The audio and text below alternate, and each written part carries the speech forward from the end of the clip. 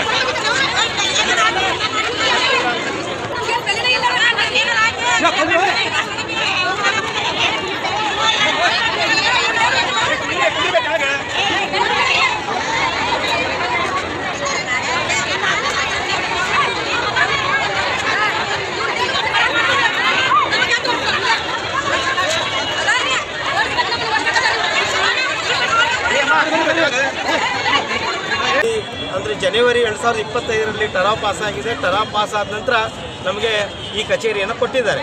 ಈ ಕಚೇರಿಯನ್ನು ಕೊಟ್ಟ ನಂತರ ಪಾಲಿಕೆ ಆಯುಕ್ತರು ನಮಗೆ 3 ಲಕ್ಷ ರೂಪಾಯಿ ಅನುದಾನವನ್ನು ಕೂಡ ಕೊಟ್ಟಿದ್ದಾರೆ ದುರಸ್ತಿಗೊಳಿಸಲಿಕ್ಕೆ.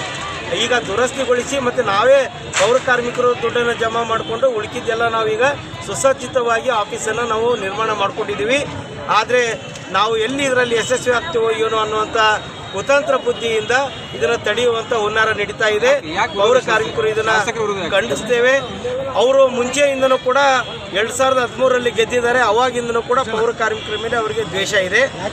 ಯಾಕೆ ಗೊತ್ತಿಲ್ಲ, ಅವರಿಗೆ ಕೇಳಬೇಕು. ಪೌರ ಕಾರ್ಮಿಕರು ಅಂತಂದರೆ ಉರಿದು ಬೀಳ್ತಾರೆ. ಪೌರ ಕಾರ್ಮಿಕರು ಯಾವುದೇ ಒಂದು ಬೇಡಿಕೆಗಳ ಬಗ್ಗೆ ಮಾತಾಡೋಂಗಿಲ್ಲ, ಅಧಿವೇಶನದಲ್ಲಿ ಮಾತಾಡೋದಿಲ್ಲ, ಹೋರಾಟ ಮಾಡೋದಿಲ್ಲ. ನಾವು ಹೋರಾಟ ಮಾಡುವಂಥ ಸಂದರ್ಭದಲ್ಲಿ ನಮ್ಮ ಬೇಡಿಕೆ ತಗೊಳ್ಳೋದಿಲ್ಲ.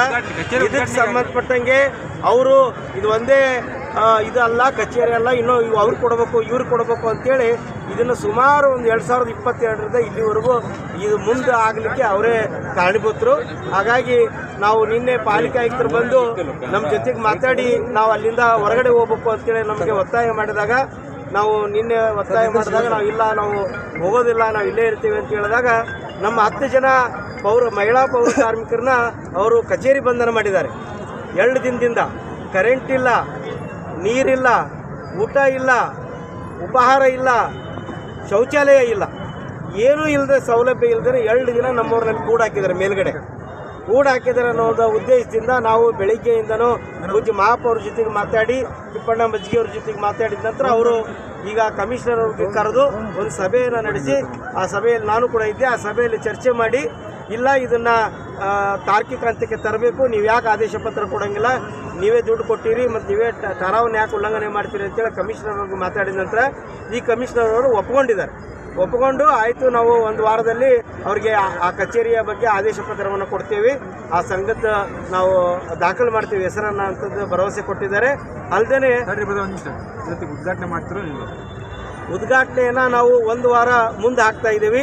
ಈಗ ಅದು ಚರ್ಚೆ ಆಗಿದ್ದ ಪ್ರಕಾರ ಆದೇಶ ಪತ್ರ ಇಲ್ಲದೇ ಉದ್ಘಾಟನೆ ಮಾಡೋದು ಸೂಕ್ತ ಅಲ್ಲ ಅಂತೇಳಿ ಅಲ್ಲಿ ಎಲ್ಲ ಪಾಲಿಕೆ ಸದಸ್ಯರು ಒಕ್ಕರಳಿಂದ ಏನು ಚರ್ಚೆ ಮಾಡಿದ ನಂತರ ಈಗ 1 ವಾರದ ನಂತರ ಆದೇಶ ಪತ್ರದ ಜೊತೆಗೆ ಕೇಂದ್ರ ಸಚಿವರಾದಂಥ ಪ್ರಹ್ಲಾದ್ ಜೋಶಿ ಅವರ ನೇತೃತ್ವದೊಳಗೆ ಅದ್ದೂರಿಯಾದಂಥ ಒಂದು ಉದ್ಘಾಟನಾ ಸಮಾರಂಭವನ್ನು ಮಾಡಬೇಕು ಅಂತೇಳಿ ತೀರ್ಮಾನ ಆಗಿದೆ. ಆದೇಶ ಕೊಡ್ತೀವಿ ಅಂತ ಕಮಿಷನರ್ ಅವರು ಈಗ ಮೇಯರು, ಡೆಪ್ಟಿ ಮೇಯರು, ಸಭಾನಾಯಕರು ಮತ್ತು ತಿಪ್ಪಣ್ಣ ಮಜ್ಜಿಗೆ ಎಲ್ಲ ಪಾಲಿಕೆಯ ಸದಸ್ಯರ ಎದುರಿಗೆ ಭರವಸೆಯನ್ನು ಕೊಟ್ಟಿದ್ದಾರೆ. 1 ವಾರದಲ್ಲಿ ಅವರು ಆದೇಶವನ್ನು ಕೊಡ್ತೀವಿ ಅಂತ ಹೇಳಿದ್ದಾರೆ.